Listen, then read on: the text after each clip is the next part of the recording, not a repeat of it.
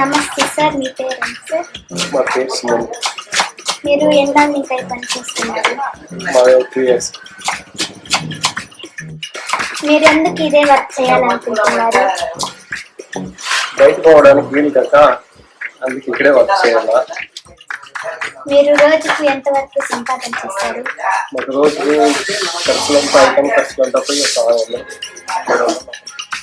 మీరు దీనికి కావాల్సిన మెటీరియల్స్ అంతా ఎక్కడి నుంచి తీసుకొస్తారు?